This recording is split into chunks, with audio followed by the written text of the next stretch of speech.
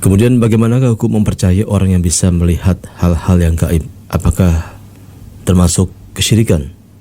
Tetapi kami tidak menginginkan dia mengobati yang mereka sebut ruqyah, Ustaz. Jangan percaya. Tidak ada seorang pun yang bisa melihat hal-hal gaib. Hanya Allah subhanahu wa ta'ala yang mengetahui hal-hal yang gaib, dan kemudian Allah subhanahu wa ta'ala memberitahukan kepada beberapa gaibnya kepada Nabi, para anbiya atau orang-orang yang diridhai oleh Allah Ta'ala dari kalangan para rasul. Hanya itu. Adapun manusia biasa tidak bisa melihat yang gaib. Allah Subhanahu wa taala menyatakan dalam Al-Qur'an tentang masalah syaitan, jin, yarawnakum min haitsu la tarawnahum. Kata Allah, mereka melihat kalian dari sisi yang kalian tidak bisa melihat mereka. Sehingga yang terjadi sekarang itu adalah tebakan-tebakan, perkiraan-perkiraan, dugaan-dugaan, itu saja. Oh, kami bisa melihat yang gaib. Kamu lihat apa? Oh, saya melihat seakan-akan, sesosok. Saya melihat begitu. Bukan satu kepastian, dugaan saja. Sepertinya, kayaknya. Saya melihat hitam-hitam begini. Semuanya nggak jelas, nggak ada yang bisa memastikannya. Bahkan na'udzubillah, ada yang sampai berkata, aku bisa melukiskan apa yang saya lihat dari setan tadi. Kemudian dia lukiskan. Yang siapa jurinya yang menyatakan itu benar atau salah? Kan tidak ada. Siapa yang bisa menentukan, oh gambarmu ini benar, setan memang seperti ini? Atau sebaliknya, oh bukan, setan nggak seperti ini. Siapa yang bisa memastikan?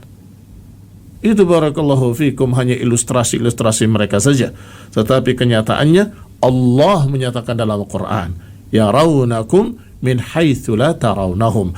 Mereka melihat kalian dari sisi yang kalian tidak melihat mereka. Hanya saja kadang syaitan membentuk sesuatu, dan itu disebutkan dalam beberapa riwayat hadis. Kadang berbentuk ular, kadang berbentuk anjing yang hitam.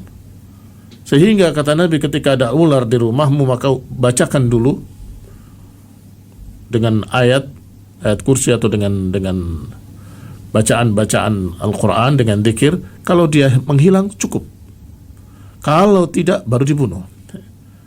Demikian pula kadang syaitan membentuk sesuatu yang menakutkan, padahal itu bukan bentuk aslinya sama sekali.